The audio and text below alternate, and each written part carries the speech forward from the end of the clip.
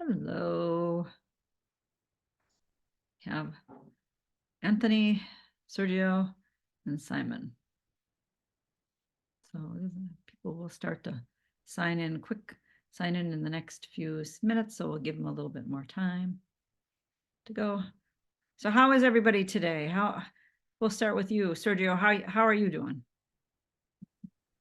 Doing all right. Just think I'm getting sick, so Oh just no. took some medicine, but I'll be good. Oh, okay. Is it like a cough?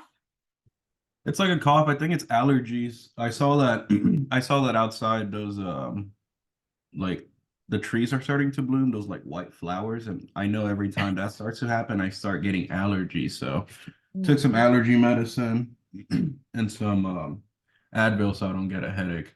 Oh yeah. Well, I I'm hope all right. hope that works. Luckily, I don't have that problem.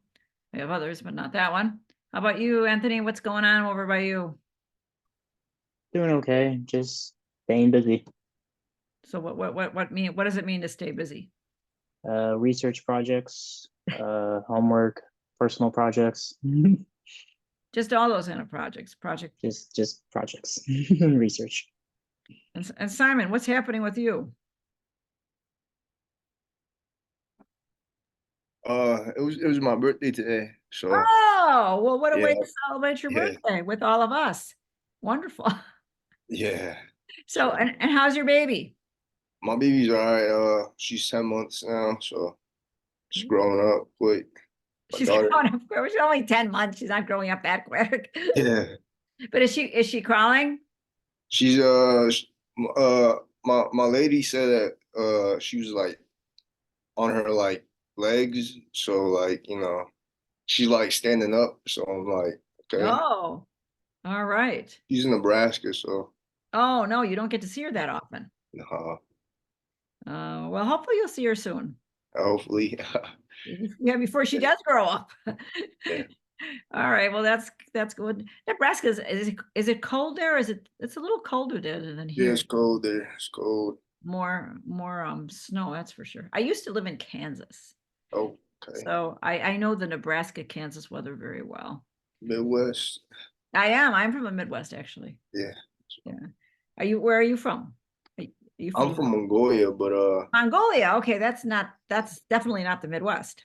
yeah, no, I just did my undergrad in Nebraska. So Ah, well, that's very, which one? my shirt. Which, It's next to Nebraska Lincoln. oh, okay.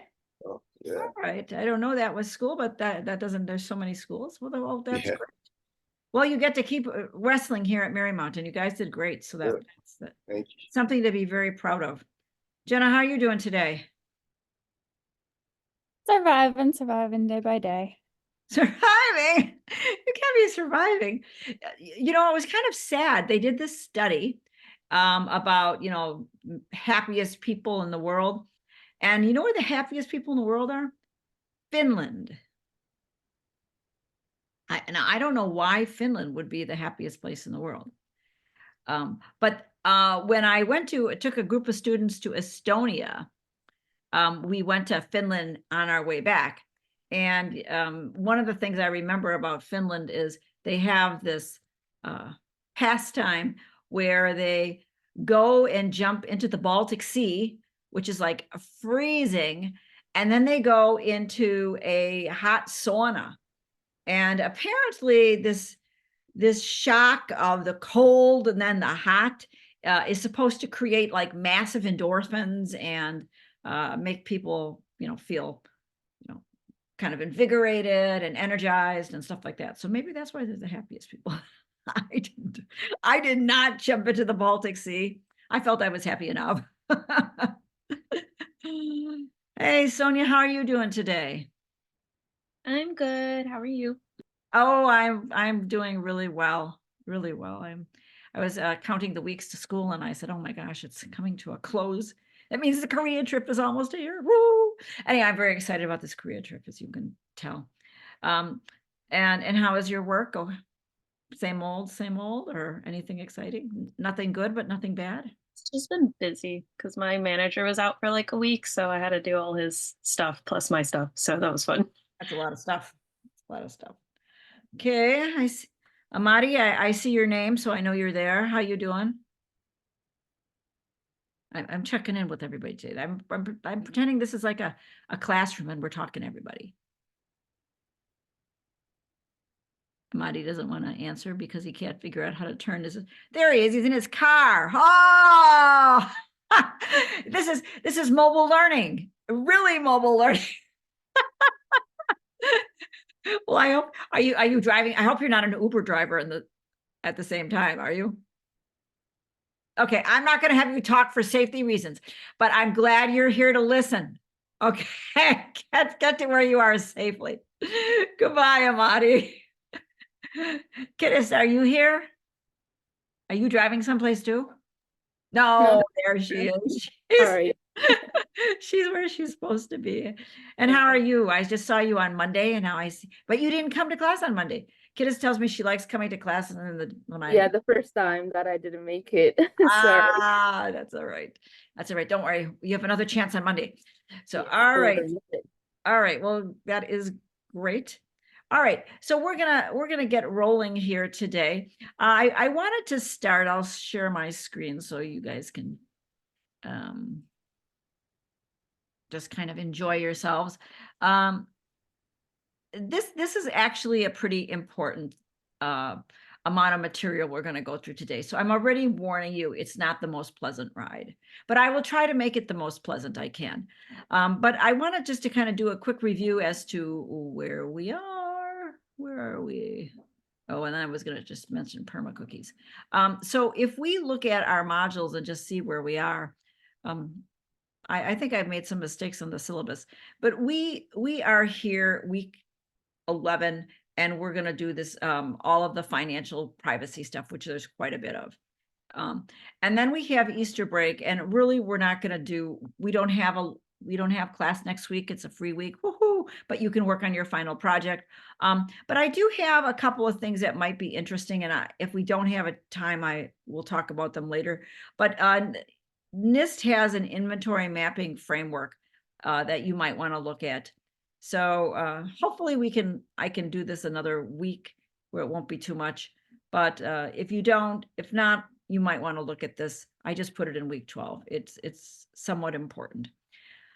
Then the week 13, we'll go through telemarketing and law enforcement, which is, it's fun. And then we'll go through our privacy in the workplace and any kind of civil litigation. So, and lastly, our very last week, the 18th, we'll finish up with the GDPR, which will be very easy, and we'll do some fun games. It'll be very easy since you've already learned so much about privacy that when we get to GDPR, it's be like, yeah, I know that. So that's where we are with the class. The only thing I want to mention is there is a possibility. I was hoping to go to the privacy conference this week, the 3rd and the 4th, and there's a possibility that I may not be able to have class for whatever reason. So if it looks like I'm not going to be able to have it on that day, I'll send in a message, and I will prepare not hour-long lectures, but maybe just the high points of what you should know from these 2 chapters. I don't know if that's going to happen. That is not my goal, but one never knows what's going to happen.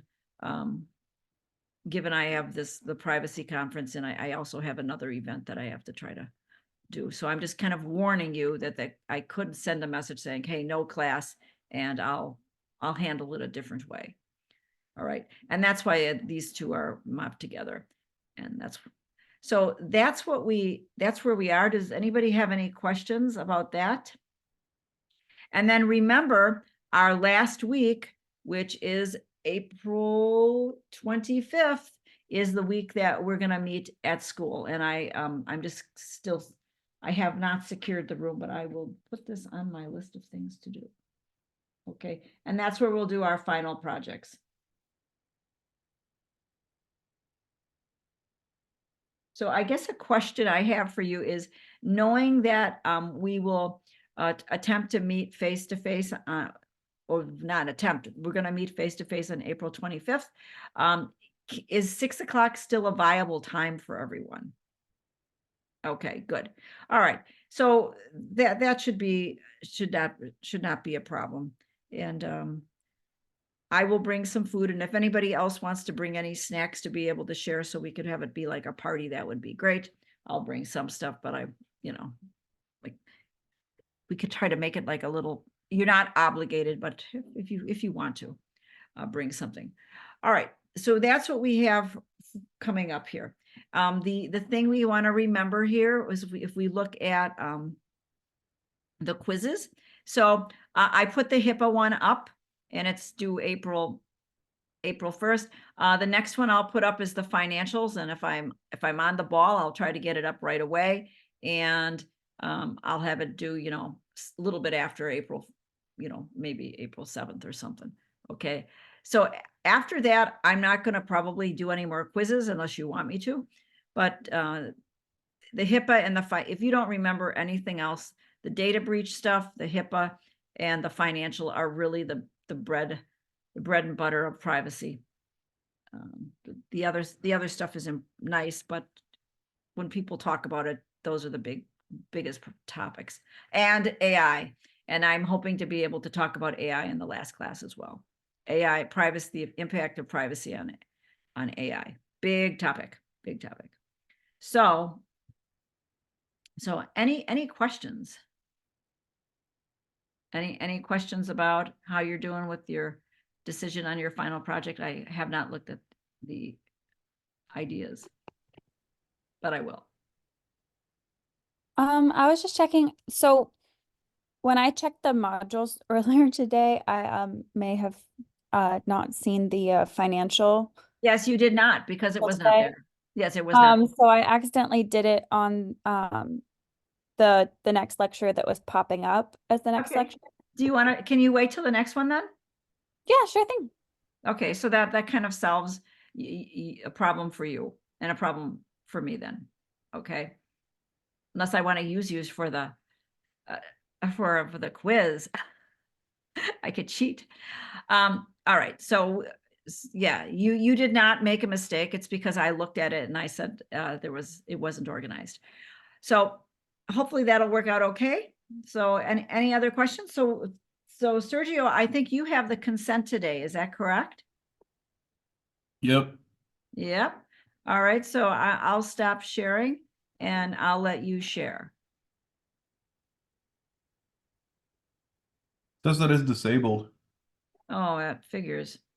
Oh, Marty, you're back already. That was a fast trip. Yeah, I was heading home on my way, so I was already on my way home. So Yeah. All right. See if it works now for you. I don't know if it's going to though. I seem to have a.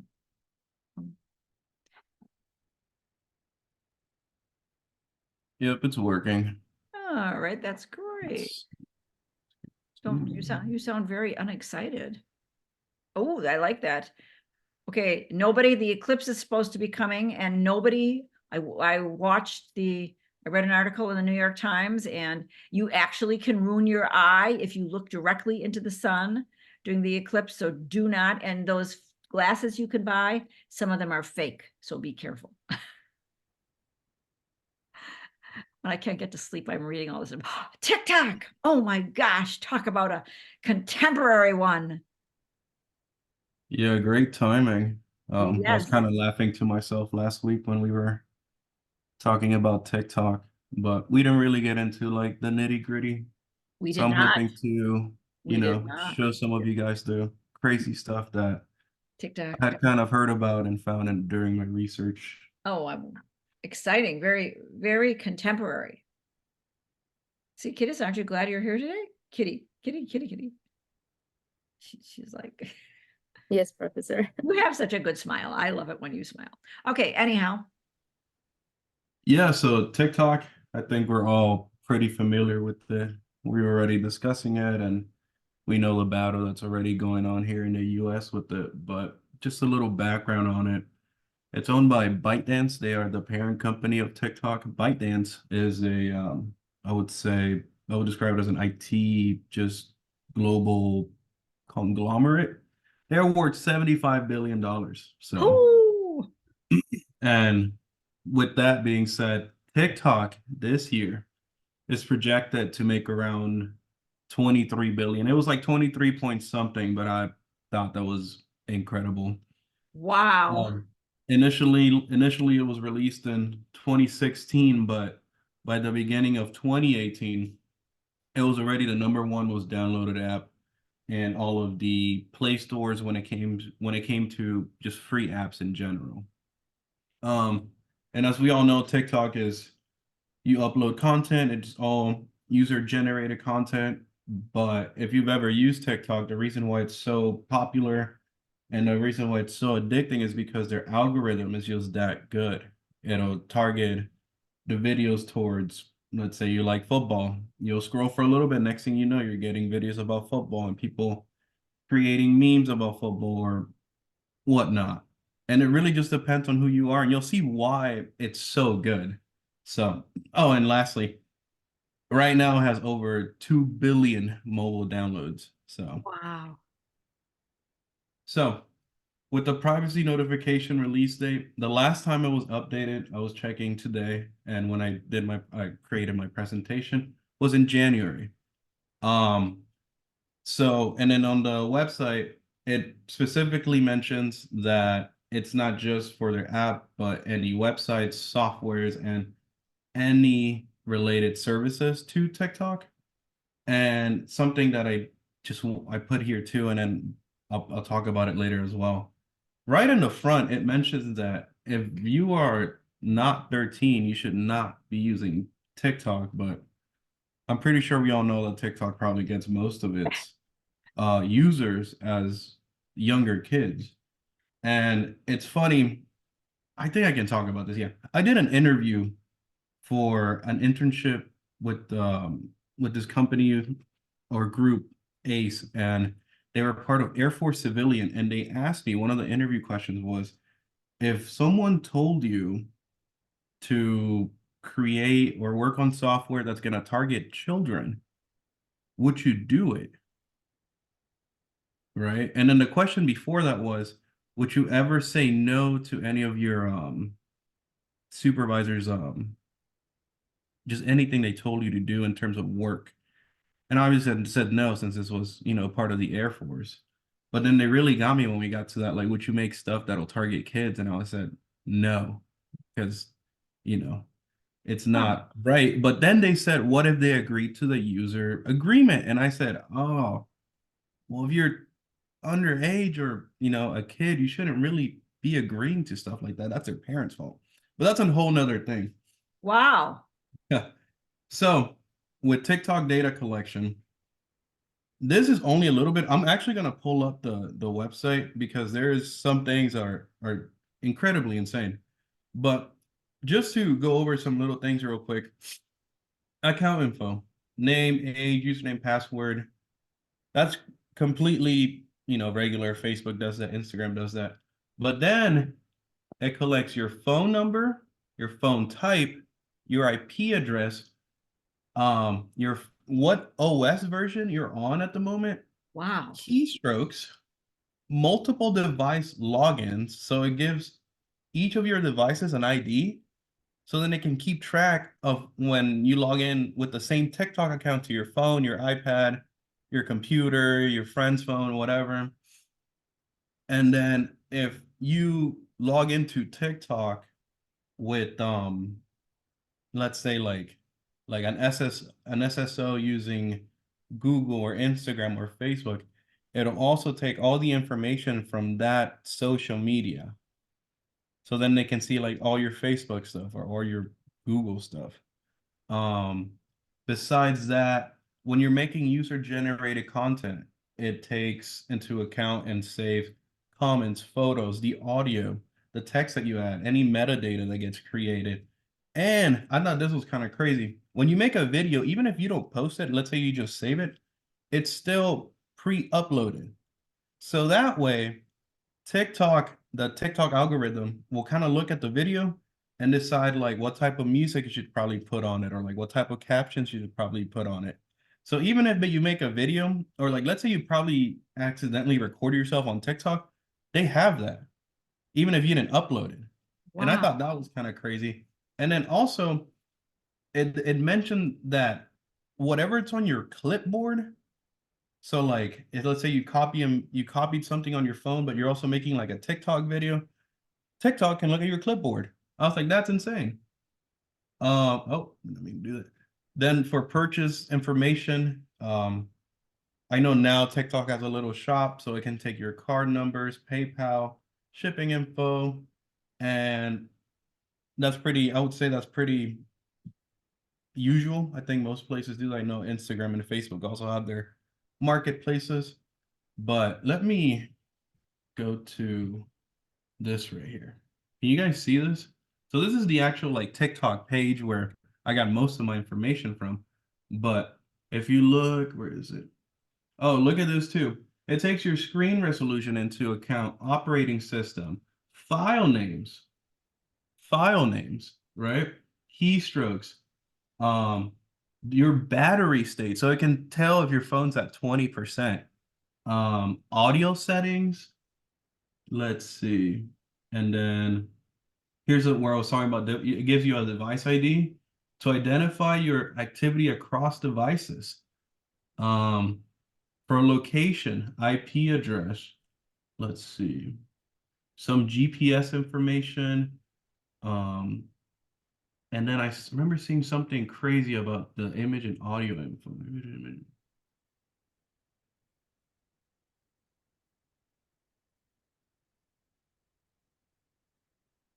Oh yeah, we may collect biometrics, such as face prints, voice prints from your user content. So they have a scan of your face pretty Wow. much. And I thought, wow, that's That's kind of everything. concerning. Wow, yes, indeed. But they also take into account your metadata, cookies. So it's pretty insane from what I was looking at. But going back to my presentation, who TikTok shares your information with, and on the page it pretty much said just customer tech support, payment. They also said researching, which I'm not really sure how, marketing, and it also mentions that if for some legal reason you fall into trouble, they can obviously share that with police or whoever. And then I think everyone knows that there's probably a big chance that your information is being shared by ByteDance or TikTok to the Chinese government. When I was looking into ByteDance, one of their bigger supporters and investors is actually the Chinese government. They own like a percentage of ByteDance. So I'm sure they can look into some of your information. For the opt-out policy, here in the United States, you cannot opt out of personalized ads. The only thing you can really do is limit certain advertisements. But in the EU, since their policies are different, out there, yes, you can opt out of these set ads. And I'm sure we'll probably talk about that eventually with the EU and how they are different.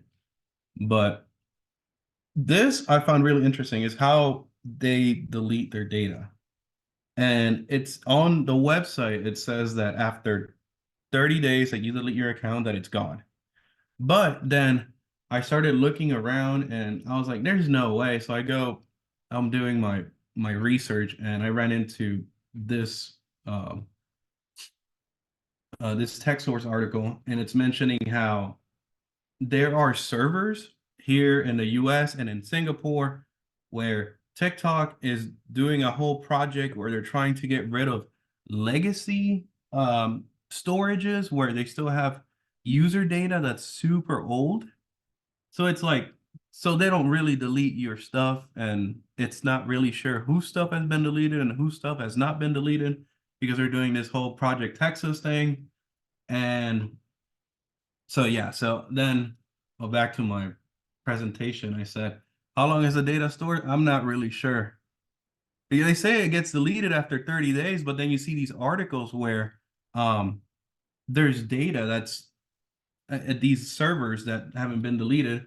And then if you look at this this post, this is not even, I mean, it's not even a year old. So Yeah. let's see back. Yeah, that's And really. then let's see. And then out of my fun facts, I didn't really find or fun facts or things that I found really interesting. A lot of what I talked about, I somewhat already knew, so I wasn't super surprised. I know that TikTok's really bad, but it still consumes like a part of my day. I think it's just funny. I did find interesting that if you're under 13, you technically cannot make an account and should not make an account. On the TikTok page, it actually says if you suspect that an account is like used by a 13-year-old, to report them. And it's like right at the front. Oh, and I found interesting that it says there are TikTok data centers here in Virginia. And I'm assuming they are in Ashburn, because that's where all the data centers are, but I thought that was cool. It literally said Virginia and Singapore. I was like, wow. And then the TikTok data controller and processor is ByteDance. So, and then I added a little link. I don't know if anyone wants to check this out. It's from the Joe Rogan podcast, and he's talking to someone about the TikTok terms of services, and it's just kind of funny. But yeah, that's it. Yeah, that's really, really interesting.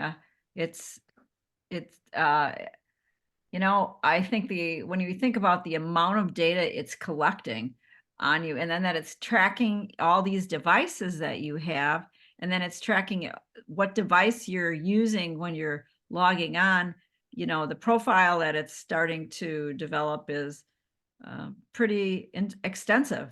And then the algorithm to be able to, everything that you do, be able to give you content of anything that you're looking for if you do a search.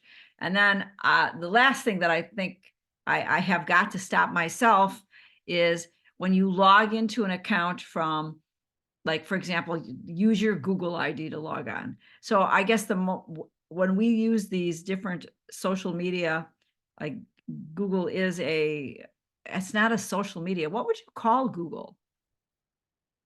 Because it's not social media. It's a data collector, it's a search engine, it's a data collector. But what would you call it? Well, when you make a Google account, you pretty much also add like your picture and all that, and you can have your Google account. So technically, it's similar to a like Instagram or Facebook, where it has information where you're from, a picture of you. So I think that's why it can also be used as an SSO for other like applications. But I think it's worse to use your Google because it probably has more information than your Instagram or Exactly. like your Facebook. You know, I mean, I'm starting to think about this really seriously. You know, the problem is that keeping track of passwords, I shame on me, is really a problem. So, you know, here I'm the instructor, and I'm telling you that I'm bad at this. I teach cybersecurity, and I'm telling you I'm not very good at cybersecurity.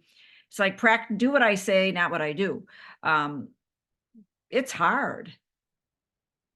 It's hard. And I think about this voice stuff. So if you start collecting all this voice stuff and this biometric, I think that there's such a danger that that it can be used in such dangerous ways. So very good. Sergio, really a great job. I really liked that you knew your content, and it made it so much more interesting for all of us than to listen to your presentation, because you knew it and you just told it to us. And I think that will be very memorable. And I've noticed that with most of the presentations here, you folks have taken the time to really understand what you're talking about, which makes it easier. So, all right. So today we're going to talk. So I guess it's my turn to talk now. We're going to talk about financial privacy. So what do you think about when you think about financial privacy? What are some things that are you think about that go with finance? Credit scores. Credit scores. What else? Banking information, Banking information. Okay. Any maybe stocks, stocks, any kind of investment information. Okay. real estate, Real estate. Money laundering. Anybody think about money laundering? But it goes with financial. So there's a few really key pieces of legislation we'll go through. I don't expect you to really I mean, obviously I don't give any big tests. So obviously I'm not expecting you to memorize any of these things, but my purpose is just to expose you, and you will make your own decision as to the level of detail you want to understand.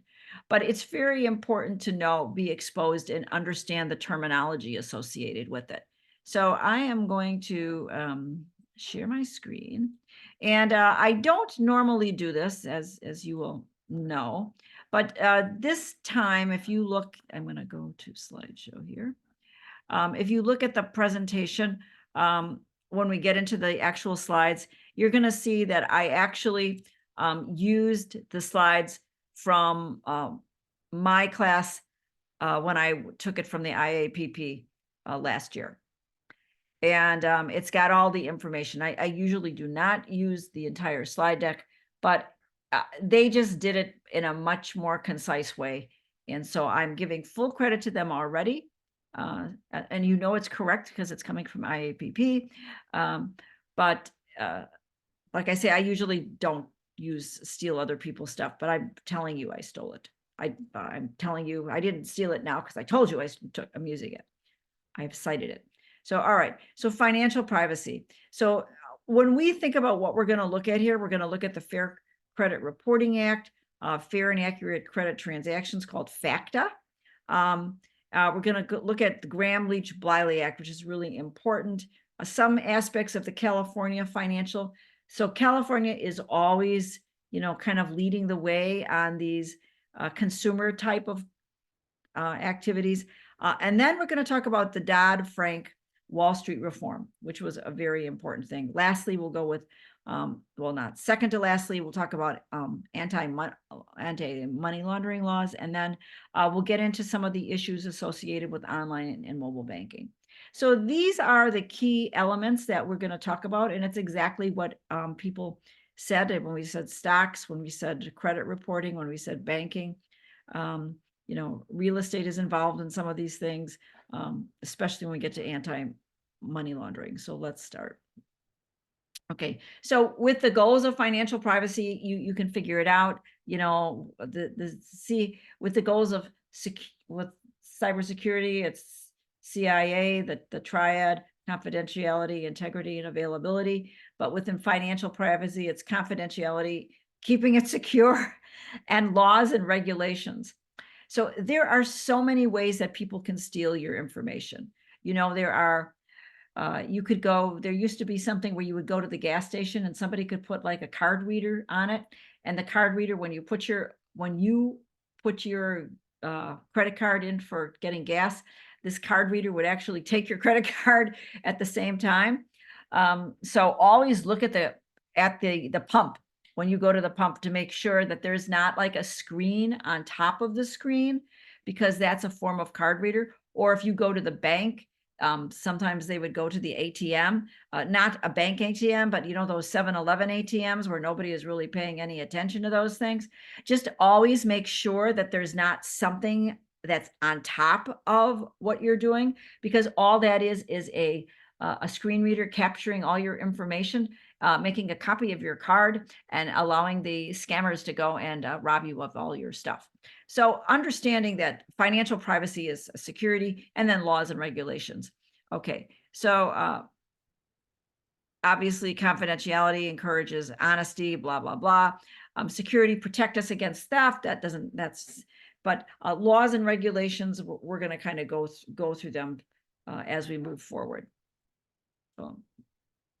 So this is an important one, the Fair Credit Reporting Act. So you might see it just be as FCRA of 1907 says, We want to make sure that we have accurate and relevant data collection, that consumers have access. But the most important thing is that consumers can correct it.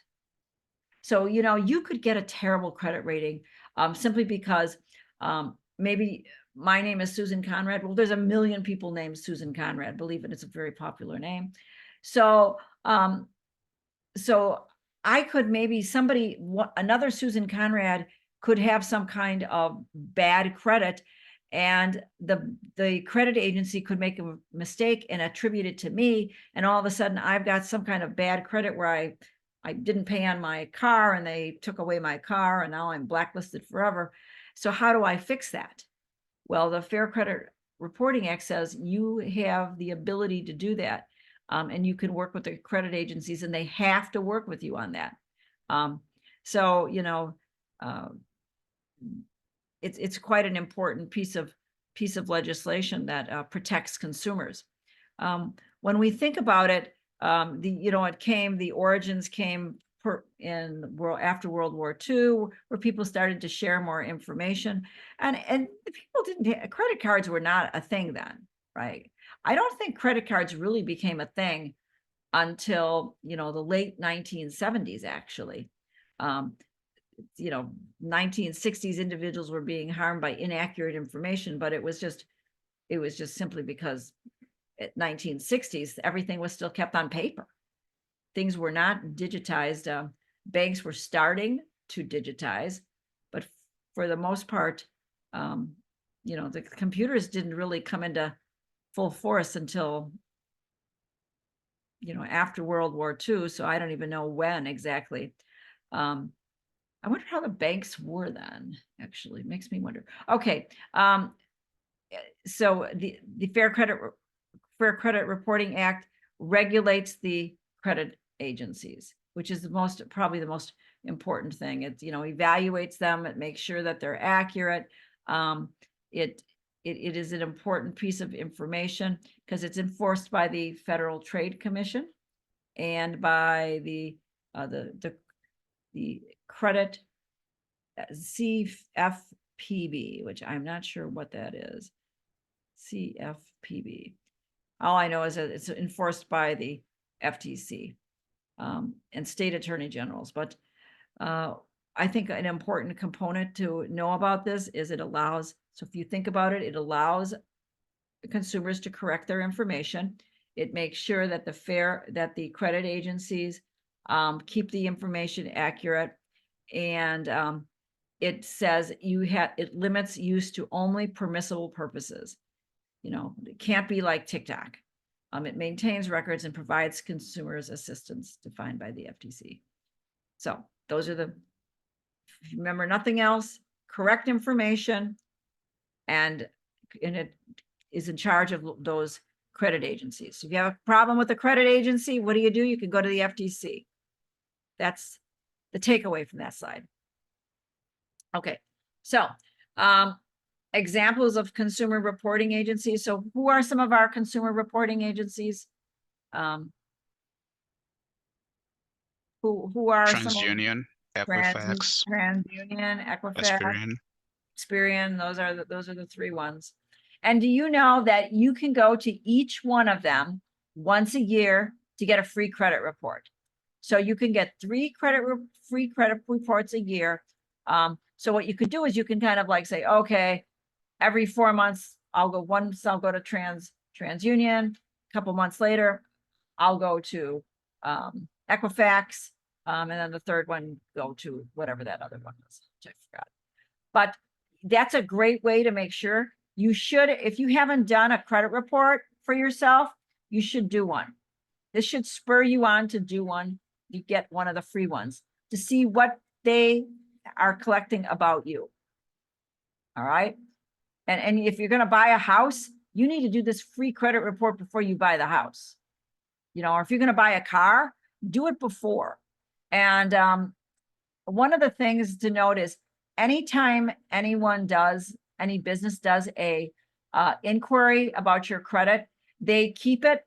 And if you have too many inquiries about your credit in a short span of time, it actually causes your credit to go down. So you want to be careful about how often you like try to open a credit card, try to do any of that stuff.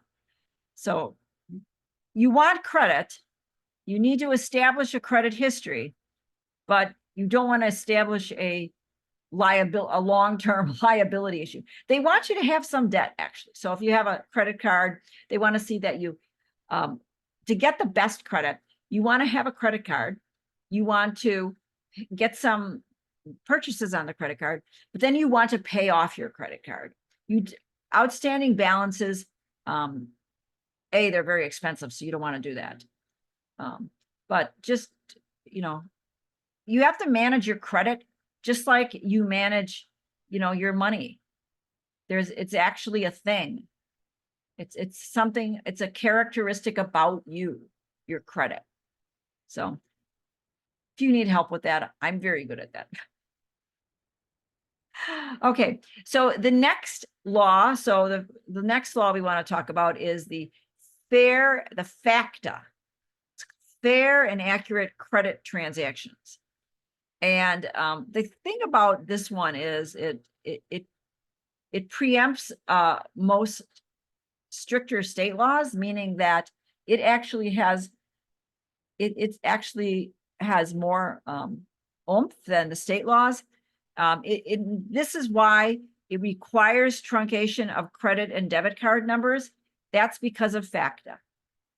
Okay, FACTA recognized that there was a time when all of your bank account numbers and all of your credit card numbers were available on all the statements, for example, and online. They said, no. Consumers' right to explain their credit score. Okay, so you could go to get an explanation, and you do get an explanation when you do your free credit rating. And then, like I said, this right to the free and annual credit report from each of the 3 agencies. And then an important one, so these are all consumer. Most of these are consumer, but then we get to the regulators. So who do we mean by the regulators? Disposal rule and red flag rules. So the disposal rule and red flag rules, which I think is on the next slide here, is requires any individual that uses a consumer report or information derived from a consumer report for a business purpose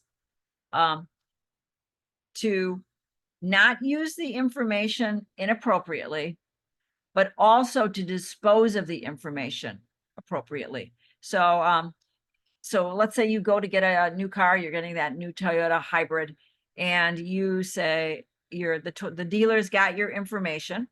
So she's got your information, and then they have to discard the information appropriately, what is ever reasonable. And we only get information that's relative. So factors to consider: sensitivity, being disposed of, the cost and the values. So there has to be a practice for reasonable disposal of the information, i.e. there needs to be, if they print it out, it needs to be shredded, okay? Violators could face civil liabilities, all right? So FACTA, if we think about it, it's a pretty important one. It's the one that has the credit card numbers being only to the last 4. It is, it's got the free credit report rating from the credit agencies, and it requires this reasonable disposal of the data, of your data. Otherwise, this stuff would sit around, nobody would care. People wouldn't go to extra care to protect your data unless there was some law. So, and laws are only being created because someone didn't do it and somebody sued. Okay, so how does your organization dispose of consumer information? So I don't know how Marymount does it. I would hope that they shred it. When I worked for the CIA, we had burn files, literally. So there was anything that we would print, even if it wasn't anything sensitive, goes in the burn file. And I think they burned it. So I guess that's why they called it the burn file. when I worked for Siemens, they limited what we could even print. Okay, they only allowed us to print certain things. When my staff would go to customers, that was a big issue. They would, you know, I was in the healthcare industry and they were putting in healthcare systems with patients, and they might have test data with patient information on it. It might not have been redacted, which was a bad thing. And I had to be really careful. I would tell them over and over, do not take files from the customer out of the building and put them on your PC. I am sure that they took files from the customer and put them on their PC, no matter how many times I told them. But it was the policy. So anybody have any stories about how your organization gets rid of data? I pretty well covered it, the burn file, shredding. I mean, we had plenty of people that we would tell them not to download any of the malware that they found on the customer servers, because that's a bad thing to have on your work computer, and they would do it because they were like, I'm gonna play with it. And I'm like, good for you. Your sandbox is not secure enough for you to be dealing with something that took down like an entire cruise ship. Yeah, yeah. I don't know. You know, when you're a manager, this is not a management class, but I'm telling you, expect anything when you're a manager. It's just, it's nonstop. And the more technical the person, the more they need management, I swear. Okay, so all right, so the FACTA rules, the red flag rules were put into effect. The goal was detection, prevention, and mitigation of identity theft. So it really was about trying to stop identity theft. It requires financial entities to develop and implement written identity theft detection programs that can identify and respond to. And it's about, if somebody is making charges on your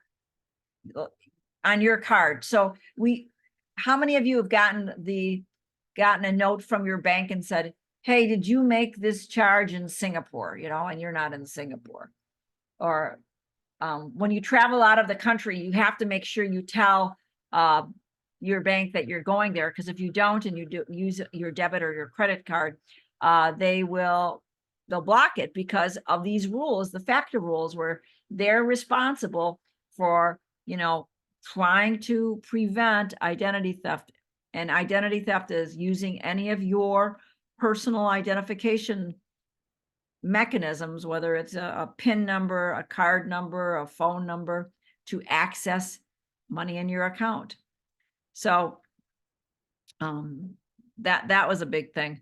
I mean, one of the big things, I don't know if you've noticed, when you go to a restaurant now, the server generally, well, not always, there is in many restaurants where the server will come to your table with the machine to run the card.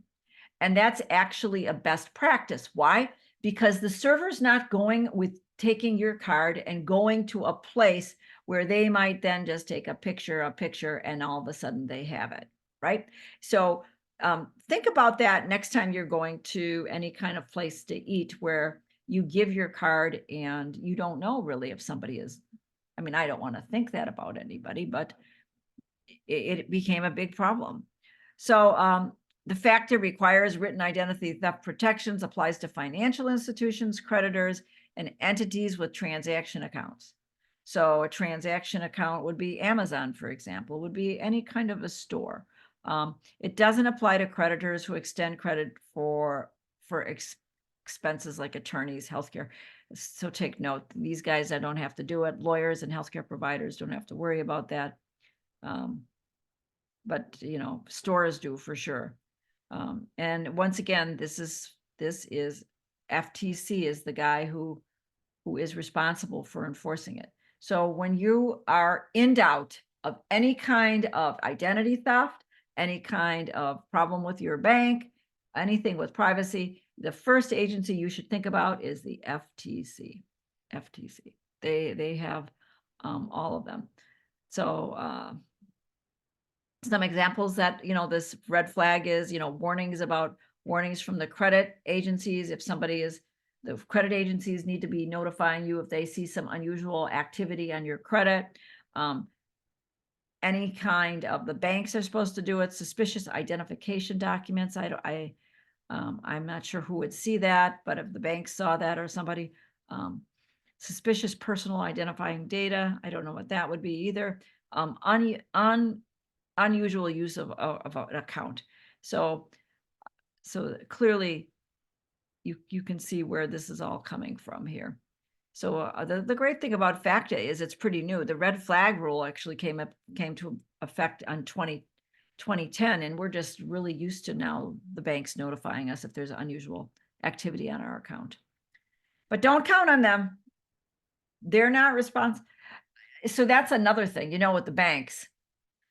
If you use your credit card and there's some kind of fraud, they can help you. They almost always will eat it. Okay. If you use your debit card though, no type of help. Okay. They're not going to pay you back money. Now, I don't know what they do with the credit card. I mean, they must have try to figure out how to go after these folks, but they will usually cover the charge. And maybe that's partially due to FACTA because they're supposed to be identifying it. So next time you think about your credit card being protected, think about FACTA. Okay, so there are state financial data laws, you know, so we all know if you go to apply for a job, many of them do an employment credit history check. And what they say is, we're going to do a background check on you. So if they say they're doing a background check on you, that it's also going to include a credit history check. All right. So just know background checks are it's not just about who you hang out with. It's about your credit. I mean, when I worked for CIA, I had to actually explain to them some charges that were on my accounts. You know, you see, you went here, what were you doing there? I don't remember. But so understand that, you know, state financial data laws, but also any kind of background check. The FCR does not preempt state laws for employment credit history. And 10 states currently have stricter laws than those imposed by the Fair Credit Act. So if you have so actually a state with a stronger legislation will take precedent. California does, I guess Connecticut, let's see if Virginia does. Connecticut, Delaware, Hawaii, Illinois, Maryland, Nevada, Vermont, Washington also currently limit the use of credit information in employment. So Virginia does not, so Virginia can ask. All require credit history information be used only as it relates to the position. So if the position is not going to have anything to do with money, they shouldn't be asking for it unless it has something to do with security, a security clearance, then they can. Some states allow credit history checks to be performed if the position fits within a predefined occupational, generally involving financial or managerial responsibility. So if you go to work for a bank, they're going to ask, you know, you're going to do a credit. So, so the two laws so far that we've talked about are the Fair Credit Reporting Act and FACTA. And so far you would say those are pretty good laws, right? Those are really consumer driven laws that, you know, are trying to protect it. But the mother of all the laws here in the financial industry is the Gramm-Leach-Bliley Act, and it's called the GLB. And this one is important because it has a tremendous number of safeguards to protect people and their accounts. So it came about because there was a problem of handling non-public information, but it really came about because of an Enron scandal where there was a financial institution and they're not a financial, it was called Enron, and they had financial statements that were not accurate. And what happened is they said that on their financial statements they overstated their assets, and their auditors complied with the company. They did not identify that the assets were overstated. And what happened is the company went in and took all the people's retirement. The company was having a problem, was looking for funds. So what did it do? It went into the retirement fund that the company had for its employees as they were being employees, used all that money. And then when people went to retire, they found out there was no money. So that was a terrible thing. People all of a sudden were planning to retire, and they found out they had no retirement funds. And there was no safeguard about financial statements accurately reflecting the truth. So do you know how it works for a corporation? So a corporation has their own finance department, and they put together, the financial statements. But then because it is a publicly owned company, in order to safeguard those financial statements, you bring in an auditor. So some of the auditors, like Ernst & Young is an auditor, Deloitte is an auditor, Pricewaterhouse is PwC is an auditor, Grant Thornton is an auditor. I mean, there's lots of auditors. They're accounting firms. They come in and they review all the financial statements to say whether or not the company accurately put together those financial statements. But because of this Enron case, where the auditor actually was in cahoots with the company, they created a new organization called the PCOB, which is the Public something Accounting Board. And what they do is they will audit the audits done by the public accounting firms for specific companies, and they're on a rotation. They can't do all of them all the time. But the idea is that now that everybody knows that there's oversight, and that is actually a very high level government. It's like the super auditors usually that work for the government. Their pay scale is different than a government employee because of their very talented skill set. And it's the threat of them coming in and finding something, because they could be, if they find things and it turns out that a particular firm continually has problems, that firm could lose its ability to be able to do auditing and have significant fees. So, all right, so this Gramm-Leach-Bliley Act, also known as the Financial Services Modernization Act, said that requires financial institutions to respect customers' privacy, establish appropriate administrative, technical, and physical safeguards, securely store personal information, so that's the safeguard rule, give notice of data privacy, that's the privacy rule, and can give consumers the right to opt out of some sharing. So within the Gramm-Leach-Bliley Act, there were three big privacy components: the safeguard rules, the privacy rules, and no, I guess there were just two: the safeguard rules and the privacy rules. And the privacy rules had two parts: sharing and opting out. Okay.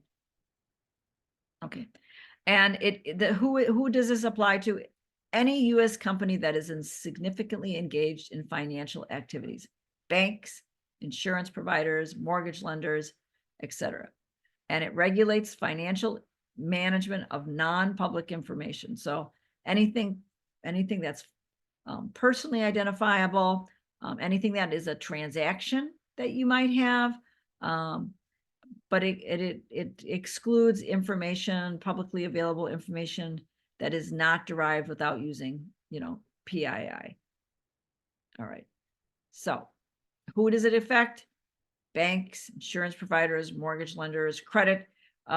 Like if you go to overnight cash people, anybody that deals with money in financial activities.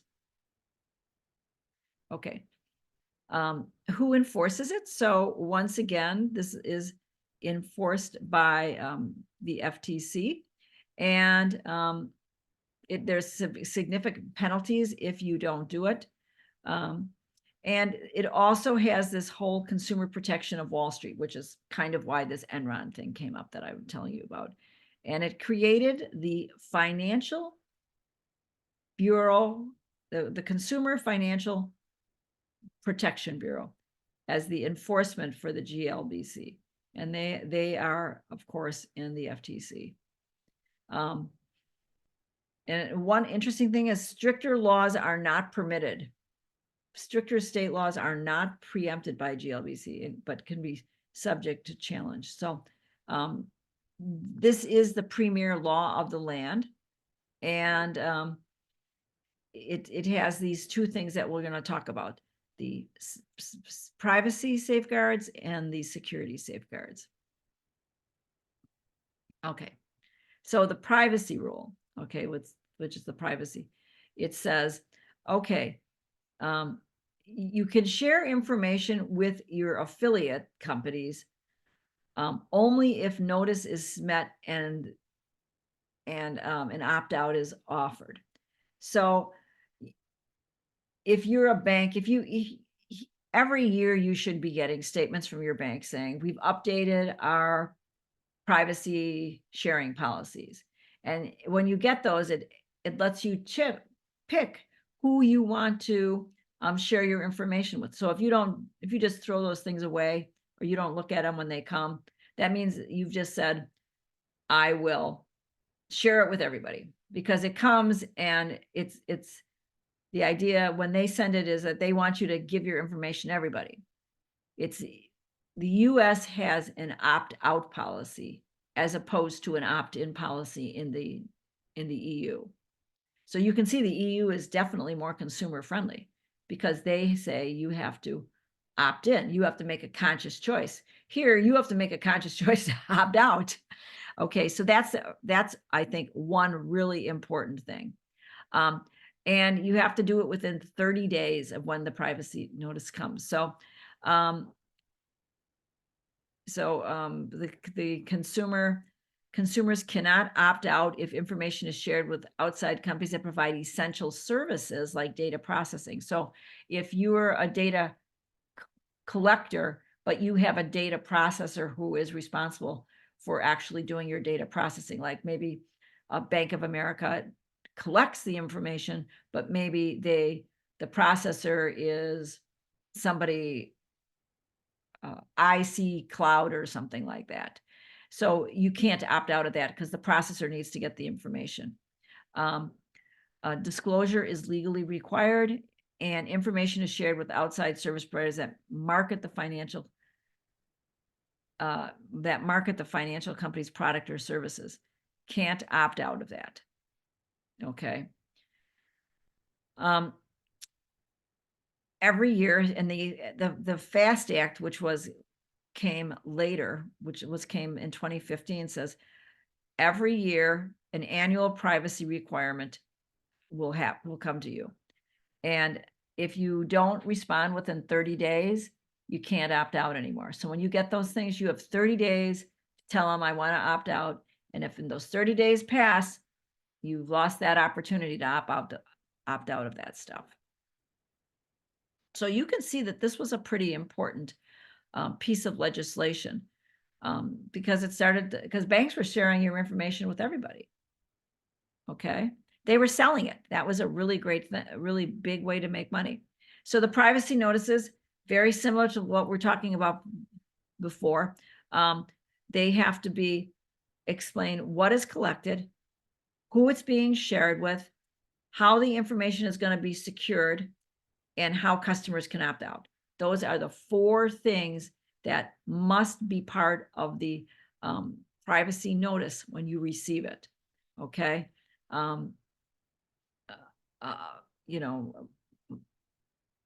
Model short privacy notice issued by federal agencies. They sent some examples to them, big deal. Okay. Financial institutions that use the model notices satisfy the disclosure for notices. So what happened is the federal agencies created some models that people could use for this, what is collected, how it's collected, who it's collected, and how you can opt out. And if you use those model those canned notices, then you are satisfying the disclosure requirements. Okay, so it would be in anybody's interest to use the canned ones, because then you know you're meeting the requirements. So that was the privacy rule.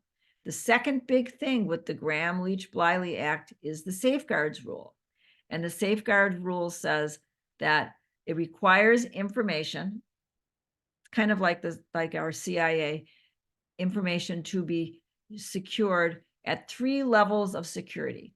So the first one is that it's got to be administratively secure.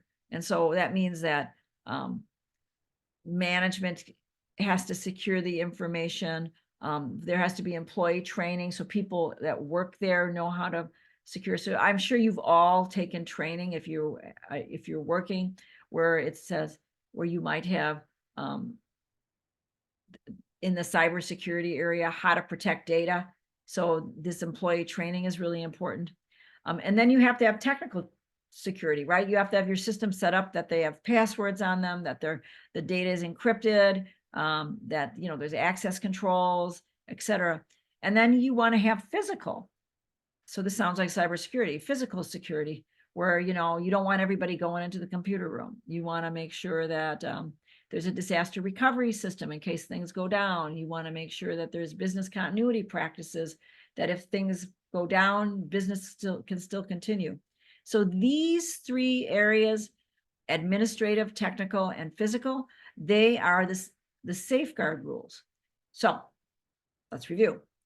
Gramm-Leach, the GLBA, 2 important things of it, the privacy rule and the safeguards rules. Those are the 2 important things that I want you to remember from this. Okay. All right, we're gonna go. You can read some of this on your own. Okay. So, you know, one of the things that this is talking about is these safeguard rules that each organization has to designate an employee to coordinate the safeguards. They have to design a safeguard program, monitor and test it, identify the risks, select oversight, and evaluate. Why am I pointing this one out? Because this is what the auditors come to look at. These things. So when the auditors come to see, are you following the safeguard rule, they'll say, who is the person who's responsible? And they want to say, show me how you're monitoring and testing it regularly. Then you want to identify the risks, be able to tell them what are the risks of my program, who are the oversight, select who's overseeing it to make sure that it's that the network manager is really doing what the network manager does, and then adjust it. This here is an important component when the auditors come. And the auditors come, when the auditors come actually to audit the companies, they look at, you know, the financial statements, but one of the auditors is actually an IT auditor. I don't know if you know that. I know that because that's what my daughter does. And she works for that oversight board. She's like in the super, not because she's my daughter, by the way, it's just that she's way smarter than me. But she works for the super duper group of auditors. I would lose my mind if I had that job. But anyhow, her role is to go and talk to the IT department. And I would not want her to be my gal, because she wants to see proof of how you're doing all of these things that we're talking about. How are you testing it? Show me the test data. Where are the risks? How are you mitigating these risks? Who are the oversight providers? Show me your disaster recovery system. Show me your business continuity system. How are you evaluating every year? Show me your training programs. Anyhow, that's her. Hopefully you won't get her. Maybe hopefully you'll get a much nicer one. She doesn't have my name, so you won't know. Anyhow, all right. So let's do a pop quiz. That's always fun. So in 2015, the FTC filed a complaint against TaxSlayer. I guess this is a real case, by the way. an online tax preparation service. The suit was based on allegations that malicious hackers were able to gain full access to 9,000 tax slayer accounts, and they were used to obtain the tax refunds by filing fraudulent tax returns. I know several people who had their tax refunds stolen. That's why now there's all this PIN stuff. Okay, so the FTC charged that TaxSlayer did not implement adequate authentication measures and failed to provide customers a clear and conspicuous privacy notice. Which of these violates the privacy rule? So which one would be the privacy rule? Well, come on. Number 2, failed to provide the customers with a clear and conspicuous privacy notice. Privacy notice, privacy rule. Okay, which one was the safeguard? Didn't have adequate authentication measures. So that wasn't a very hard quiz, but you probably figured it out. So you can read this later. Blah, blah, blah. Okay, let's continue on. Okay, California. Okay, so California has got a lot of stuff as usual. They've got this law, the California Financial Information Privacy Act. They expand the financial privacy afforded under GLBC, and it says increases disclosure requirements of financial institutions and grants consumers increased rights with information regarding to sharing. So maybe they don't even have to share with affiliates. I bet that's it. But they have huge, huge fines. So it expands the disclosure, and it has fines $2,500 per consumer with a cap of $500,000 per occurrence. So you remember, in California, you can sue them if they do something bad. This might be a good reason to move to California. You get better protections. Written opt-in consent is required for a financial institution. So they now opt in and out. They say you've got to opt in. Opt-in must be present on a form called Important Privacy Choices. It's opt-in, it's not opt-out. Grants consumers the ability to opt out sharing between their financial institutions. I knew it. Okay, I should have remembered that from last time. And a financial institution, however, does not need to obtain consumer consent in order to share non-medical information with its wholly owned subsidiaries in the same line of business, such as insurance, banking, if they are regulated by the same functional regulator. So I don't know why this would, what that kind of information. It does not need, a financial does not, however, need to obtain a consumer consent in order to share non-medical information with its wholly owned subsidiaries. So I guess if it's a subsidiary that they wholly own, then they don't have to get consent because they figure that you're already part of that organization. All right. So this is a repeat. I don't know why I did that. Okay, so the next one is something called anti-money laundering laws. So if you're laundering money, you want to pay attention to this one.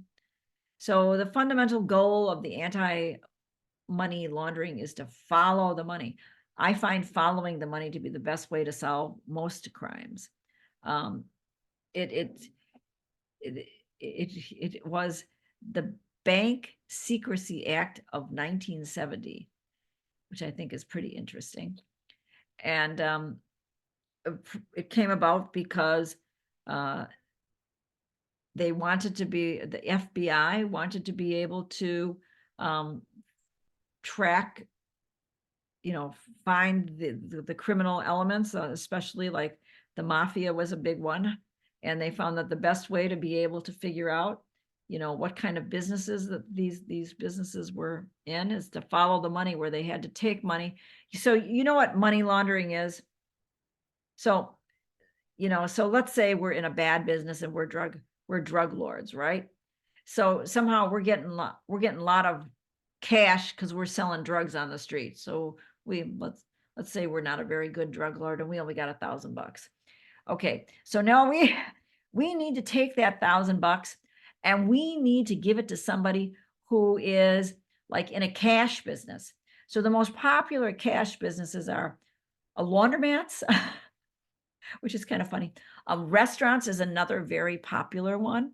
So like the street vendor types is another one. But anything that might be a business where there could be a lot of cash that could come into the business. And so you want Casino. to, what else? Casinos. Casinos. Oh, yes, yes, casinos.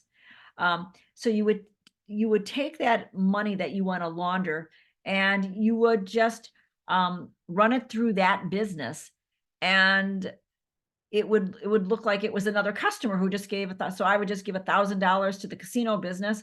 You can't track me because I'm just some stupid customer and some stupid gambler who always loses. And then, you know, the casino then puts the money through their books, and all of a sudden that money now is money through their books that looks like legal money. So money laundering is, you know, a business all in itself. Did anybody ever watch that show Ozark? Ozarks on Netflix? Anyhow, it was about a lot of money laundering. They had to do it through like a church. They used one group used the church to launder drug money. Anyhow, I don't know what they do with all that drug money. You know, millions of dollars. They must have some really great businesses. Obviously, I am not involved with drugs at all because I don't know anything about it. Okay, but the Bank Secrecy Act, also called the Currency and Foreign Transaction Reporting Act of 1970, targeted organized crime groups, who I said who use large cash transactions. It's a broad application to financial institutions.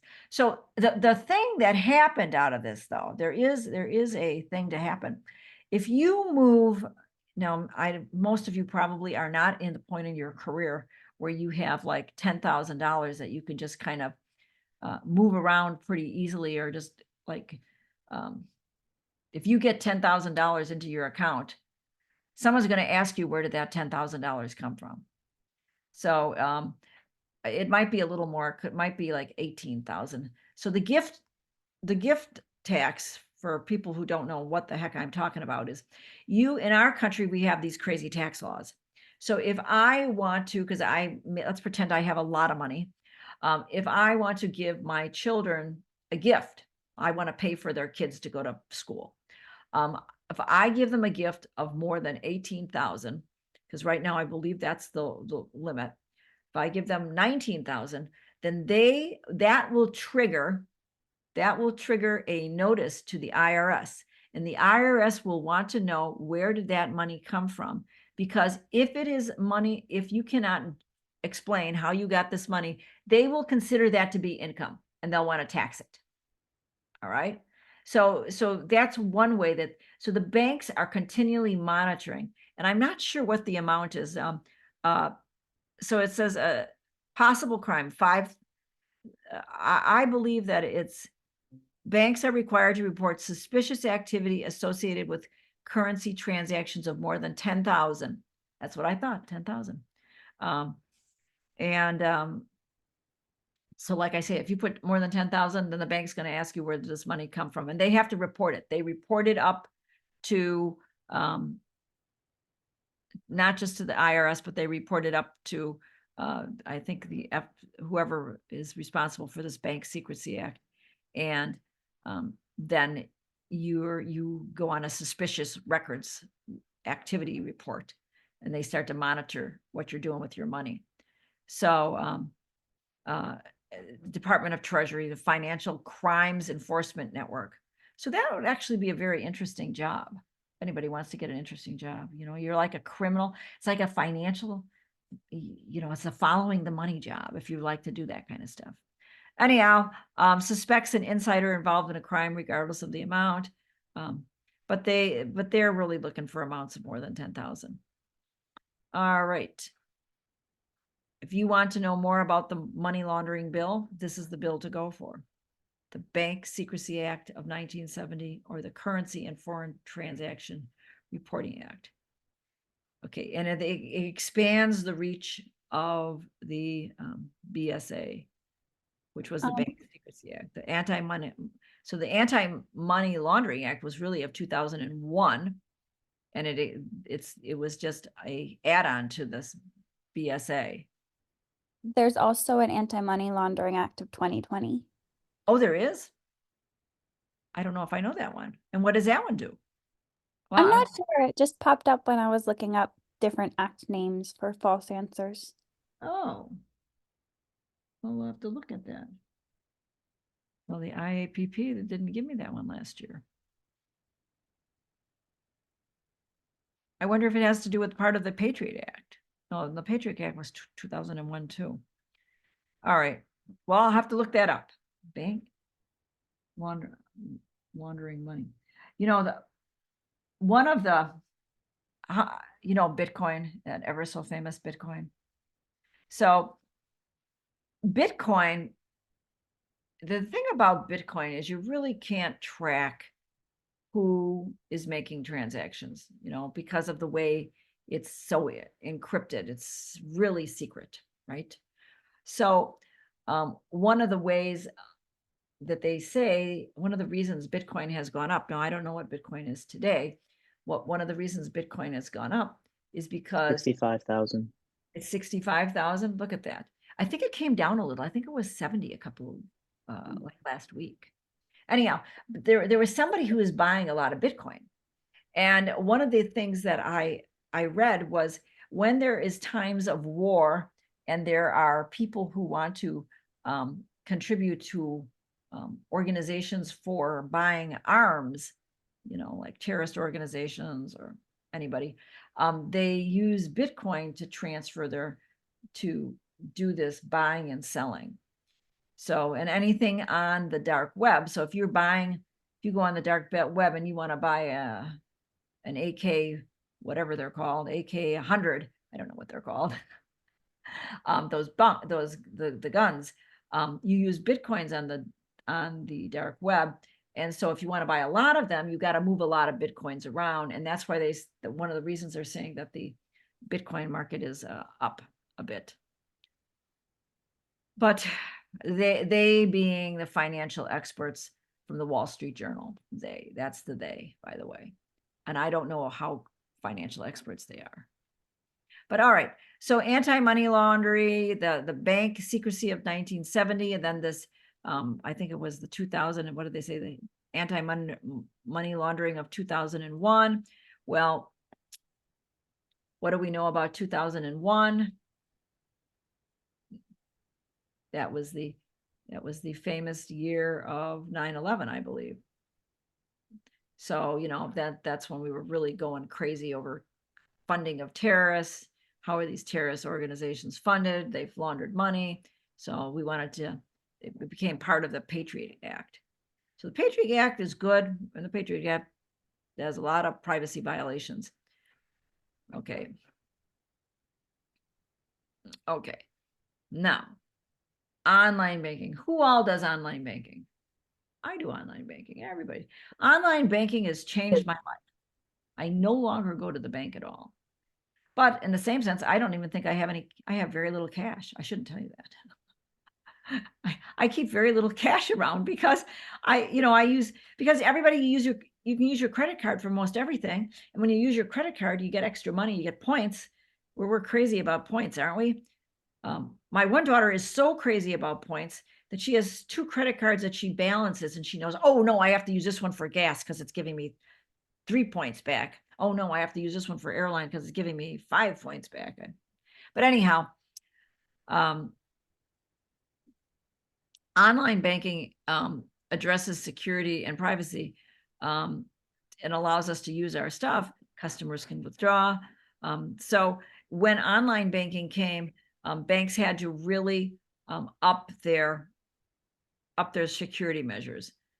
They had to, they had to become ubiquitous in terms of software, right? Because we don't even do banking on our computer anymore. We use the phone. The phone is like the deposit, it's to check your balance, it's to transfer money, it's to move it to Venmo. I mean, it's just everywhere you look. So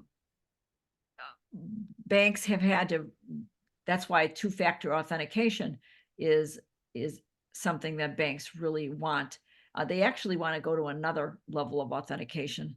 I have not wanted to do that, where they want biometric piece with the two-factor authentication with a password. I'm like, oh boy. But so privacy measures by financial institutions, you know, there has to be some type of authentication. You know, Wells Fargo doesn't require two-factor authentication. Does anybody have Wells Fargo? You do? Do you have two-factor? It doesn't require it though. I have it turned on because I'm It- a little nervous about that stuff, but the two-factor that they have available doesn't make sense either, because it's a text code to your phone. It's either a text code or a call code to your phone when you're accessing the app already on your phone. Oh, So like, well, like- I have the same thing too in my Bank of America. I mean, it goes, and then the irony is the code actually shows up right where you're supposed to enter the code. So, I mean, it's a convenience, but that's the phone interface pulling it from your text and putting it in the banking app. Yeah, but it doesn't make sense because by accessing the app itself, you're assumed to already be on your phone. But you know, they decide what they do. yeah. Anyhow, you know, the banking industry is supposed to notify people of the dangers of using public Wi-Fi. I don't think I've ever seen that on any of my banking things.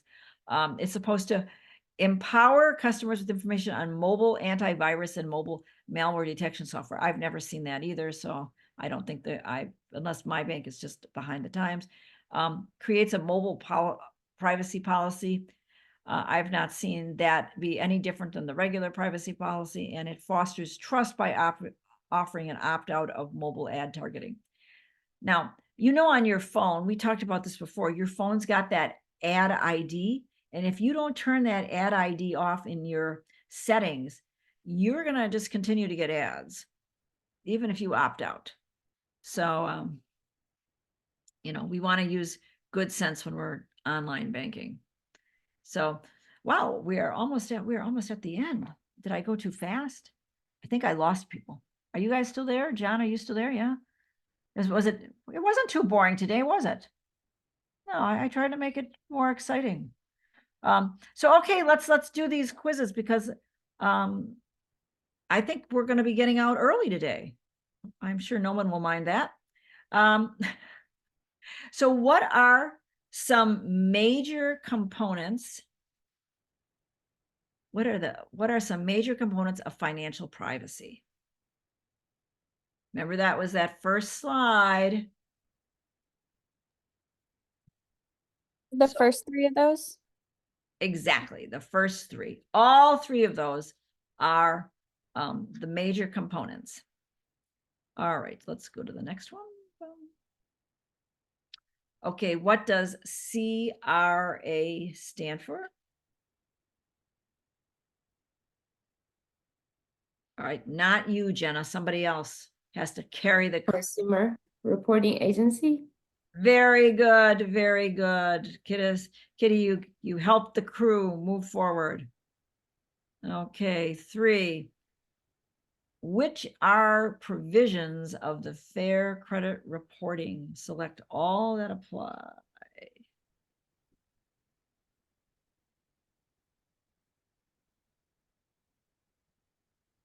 Remember, I told you there were 2 big things.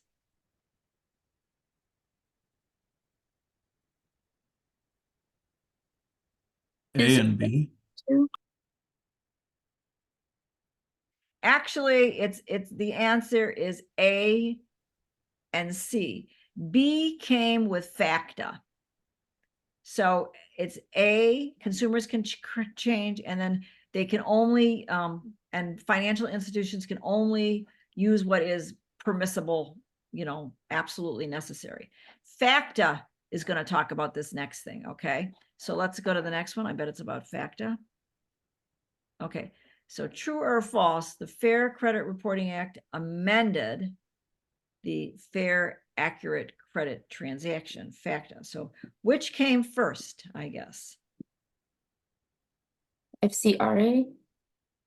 right? So did the Fair Credit Reporting Act amend FACTA? That would mean that FACTA came first. So if FCRA came first, this would make this true or false? False. Exactly, it would make it false. So there was first the Fair Credit Reporting Act, and then FACTA came, and then FACTA said, hey, you get these free credit reporting, one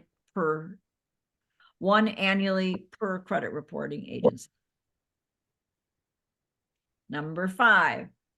Oh, the FACTA disposal rule, true or false, requires any entity that uses a consumer report for a business purpose to dispose of it in a way that prevents unauthorized access and misuse.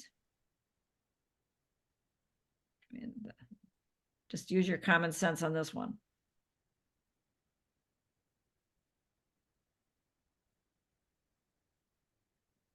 The disposal rules. Remember the disposal rule? It's the way, it was the rule that says how they have to dispose the information. And what did they say? They have to dispose it. Oh, come on. Somebody give me a true or a false. You may look at Jenna's head if you're not sure. Is it false? No, look at Jenna's head. Just Oh. okay. So it's true. True, it's true, Simon, because it says that FACTA says that the requires an entity to dispose of it in a way that prevents unauthorized access. We don't want it. We want to, nobody that's not supposed to see it can see it, and misuse, i.e. the burn file in the CIA. We want to get rid of it so nobody can use it. Okay, let's go to the next one. Under the Graham-Leach-Bliley Act, privacy rule,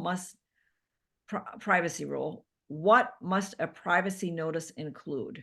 Okay, we should know this because we're doing this. Should it include what is collected? Yes. Should it include who it's going to be shared with? Yes. Yes. Should it include how the information is going to be safeguarded? Yes, that's correct. That's right. And it should it tell consumers how they can opt out? Yes. Yes, very good, very good.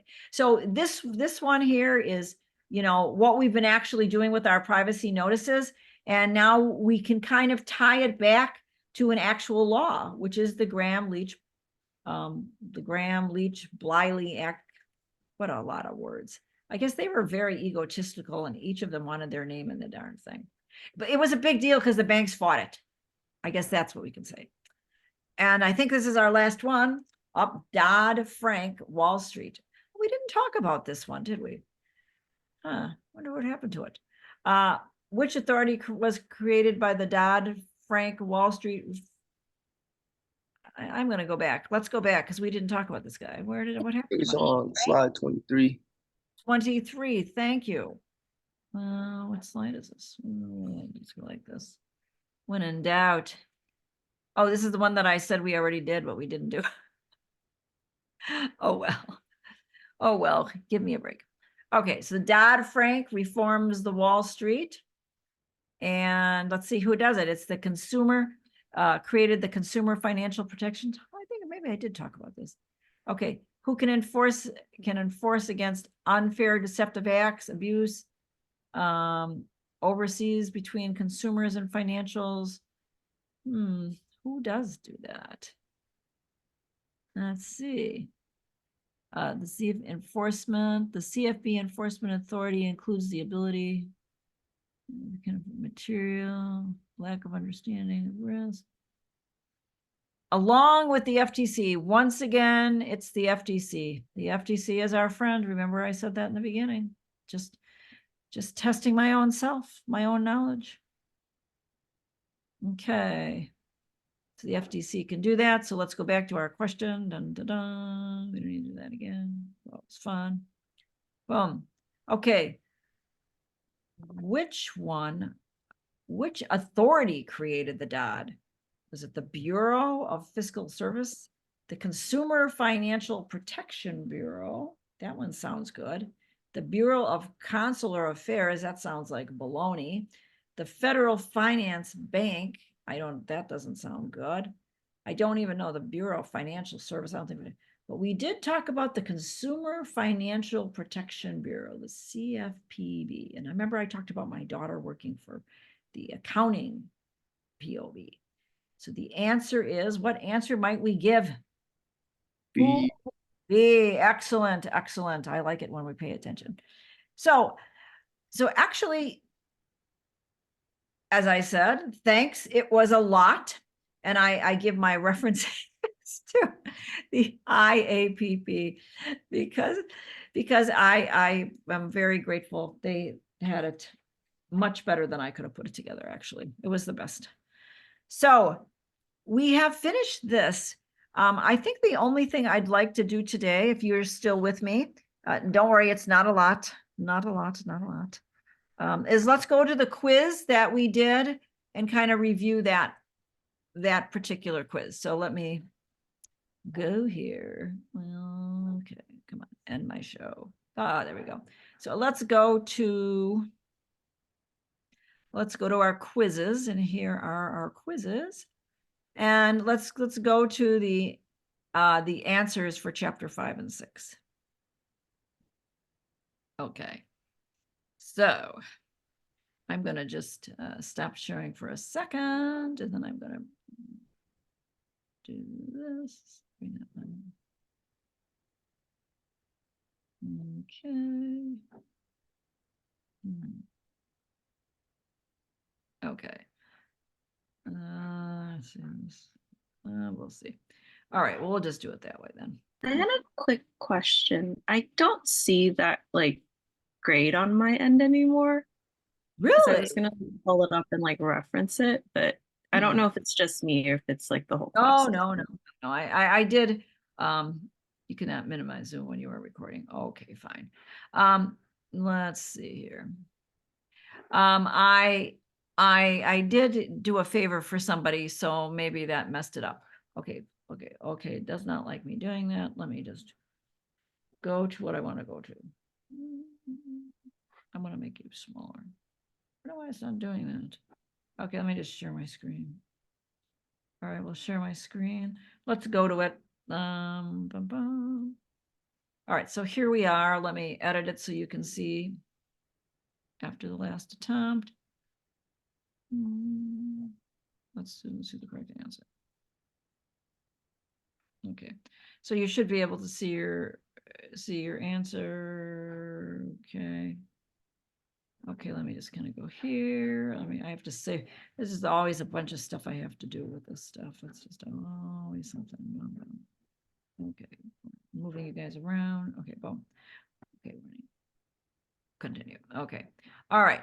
So if we go to, let's go to the questions. So can you see them now? Can you see your answers, your score? I'm not going to look because I'm sharing screens.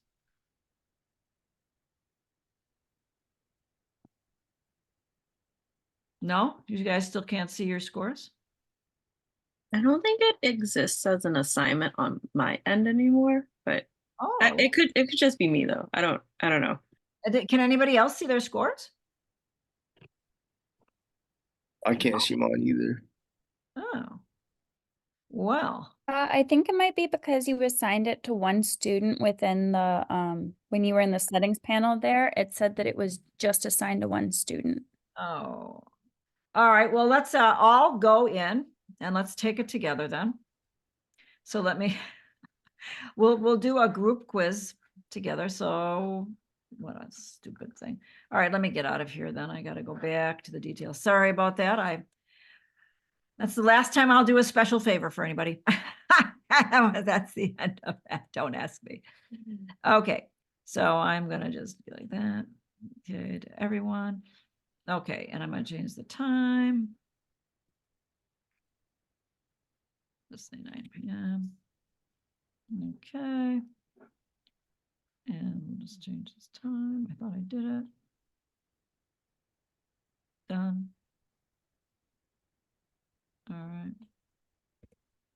Okay, so, okay, I'm gonna save it. What, this stupid thing? Block date cannot be before. Oh, sometimes this is just such a pain.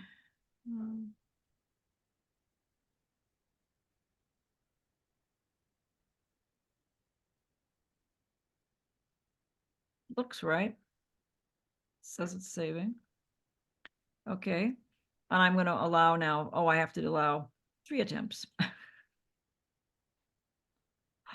Okay, I think that you should be able to go and should be able to take the whole thing together as a group. So, can you take it? Can everybody get at it?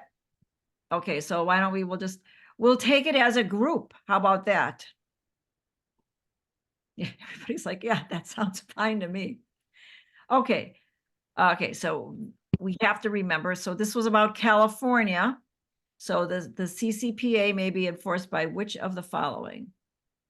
The appropriate safe regulated framework, the state journey and the Office of Civil Rights, the state journey and a limited private right of action, or only through a private right of action. Option C. I would agree with that. All right, let's see what I get. Okay, I'm gonna. State breach notification laws may require organizations to notify which of the following parties? Consumers, state regulatory, national code. All of the above. Okay, I would agree. There we go. You're on it. Okay. John's like, wow, this is the best way to take the quiz ever.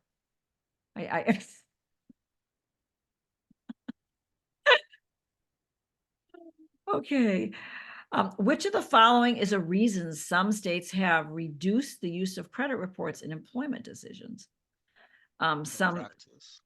The practice may bias employers against job seekers from disadvantaged backgrounds. That is exactly right. All right, I think I'm getting 100 so far, but I can't be sure. Which of the following must an organization consider in determining whether they must notify consumers of a breach in a given state? The nature of the breach and the level of risk, the penalties for non-compliance, so this one can have The multiple. last one. But can this one have multiple answers? Let's see. It didn't tell me. State definitions. Yes. So this one, but could it have more than this answer? Nope, only one answer. State definitions for personal information and breach. That would, yes, that would be the one to consider. Definition for personal information and their definition for breach. Okay, 4, 5. XYZ company has experienced a breach resulting from a cyber attack by unknown attackers. Despite some weaknesses due to cybersecurity defenses, XYZ's defense was not grossly negligent. Which of the following was not a potential consequence that XYZ may face under state laws under the breach? So, an obligation to provide free credit, civil rights actions by a consumer under a private right of action. So I would say no to that one. Criminal prosecution for negligence, which allowed the breach to occur. I would say Criminal prosecution. yes, you're right. Not this one. Why? Because they weren't grossly negligent. That's what I would say. Okay, next. Which of the following is true about pixel tags? Okay, I think this is multiple answers. They are used to determine if a user downloaded a file. Yes. Okay, you're going to say yes. They are invisible. Yes. Yes. They require user consent. No. No. They are used instead of a cookie. No. Okay, we're doing pretty good. What are some of the privacy concerns associated with social media applications? Social media companies are required to monitor the post, section 205. No. The information may be sold because the social media may own the data after the user posts it. Yes. Yep. The information from social media may be transferred in an unencrypted format. Yes. Yes. Privacy controls on social media may be confusing to users and changing. Yes. I would say those 3. So let's see if that's right. I think section 205, no, maybe not. When you turn off your location on your mobile, your location cannot be tracked, true or false. False. False. Exactly. You guys are, all right. You are shopping at Target and you are in the aisle looking at laundry detergent and you begin to receive ads popping up on your phone for Tide. What might be happening? Bluetooth tracking. Which one? Bluetooth. Oh, Bluetooth, that's right, because it's got the, very good. And last but not least, the Department of IRS tracks who accesses their website. Most likely, what type of cookie is this? Session cookie. Session cookie? First party. Ready. So what's the difference? I don't think I asked this question. Okay, maybe I did in the next one. Oh, here it is. The difference between a session cookie and a persistent cookie. So Persistent cookies produce small files. persistent cookies. Actually, not. Okay, so flash cookies are Flash difficult. cookies. So clearly this one. I don't know if there's other ones too. Yes, And you then could. session cookies do not require user consent. That's very good. Very good. Okay. I think I have to give you extra credit because you seem to know all these answers very, very well. You're helping the entire class. Okay, so I would say that those are the two that I would have said as well. And then the difference between cookies and digital fingerprinting is cookies track user behavior on the web. Digital fingers track the page immediately before visiting the URL. Digital fingers do not require internet access. Digital fingers tracks data on a log of a user. I would go with that one. I'm going to submit my quiz. See how I do. Dun, dun, dun, dun. I don't know how I did. It says 12 points.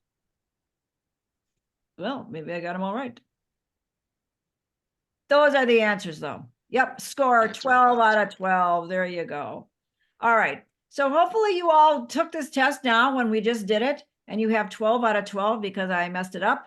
And nobody can ask me now for these last two quizzes to change the dates. So be very focused on them. They will not be, because look what happened now. But now everybody gets a perfect score and we reviewed it, right? And what do I say is most important to me? What's most important to me? Giving you a grade? Huh? Understanding what you're teaching. Exactly. That's really all I care about, as you know. So you should take more classes with me. See? All right. Well, that's all I have for today. Anybody else have anything else? So remember, we're not meeting next week. Don't sign on. And I will have both of I have the one quiz already out there for HIPAA, and I will do the one for the financial and get that one out there more promptly than I have been. And that's all I have. And I wish you all a very happy, blessed Easter. And if you are, if somebody is in Ramadan, I wish them that for Ramadan. Let's pray for peace over this next week, huh? It's really a messy world out there, isn't it? So let's really pray for peace. Not just the big countries, I mean, there's so many countries in Africa that are in just, I read something about poor Kenya the other day. I mean, it's just like, oh, Lord, please bring peace. So, all right, everybody, everyone have a wonderful break. If you need me for anything, call me. Where are your puppies? I saw them jumping around before, Jenna. So. Got the big one here. He's Oh my. up on the bed. Yep, he's a lover. All Yeah. right. All right, everyone, have a really wonderful, wonderful time, and I'll see you then. And remember, I might have to cancel and do an online on the 4th, but I'll let you know ahead of time. All right. Bye, everyone. Bye. Thank you. Thank you. Thank you.